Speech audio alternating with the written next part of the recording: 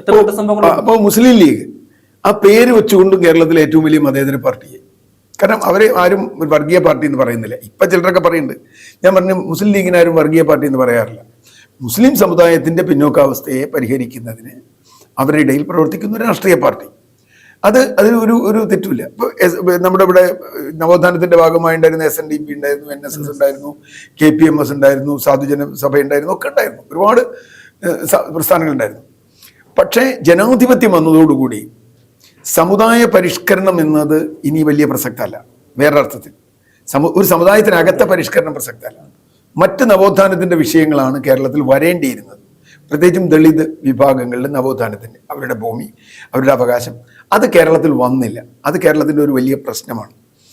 രണ്ടാമത് വരുമ്പോൾ ഈ കേരളത്തിലെ ഈ RSS അല്ലെങ്കിൽ ഹിന്ദുത്വവാദികൾ ടാർഗറ്റ് ചെയ്യുന്ന ഹിന്ദു വോട്ടിൻ്റെ മെജോറിറ്റിയും കേരളത്തിലെ ഇടതുപക്ഷത്തിൻ്റെ കയ്യിലായിരുന്നു. ഇടതുപക്ഷത്തിൻ്റെ ബേസ് എന്ന് പറയുന്നത് ഹിന്ദു വോട്ട് തന്നെയാണ് എല്ലാ കാലത്തും, പ്രത്യേകിച്ചും പിന്നോക്ക ഹിന്ദു വോട്ട്. മുന്നോക്ക വിഭാഗങ്ങളിൽ അവർക്ക് കോൺഗ്രസിനും ഒക്കെ നല്ല സ്വാധീനമുണ്ടായിരുന്നു. പക്ഷെ പിന്നോക്ക ഹിന്ദു വോട്ട് അടിസ്ഥാനപരമായി CPMന്റെ കോട്ടയാണ്, വോട്ട് ബാങ്ക് അതാണ്. പക്ഷേ സംഭവിച്ചെന്താ വെച്ചാൽ CPM വലിയ തോതിൽ അരാഷ്ട്രീയവൽക്കരിക്കപ്പെട്ടു. അവരെ സംബന്ധിച്ചിടത്തോളം അവർക്ക് ഒരു നാഷണൽ പൊളിറ്റിക്സോ ദേശീയ പൊളിറ്റിക്സോ അന്താരാഷ്ട്ര ഒന്നും പറയാനില്ല.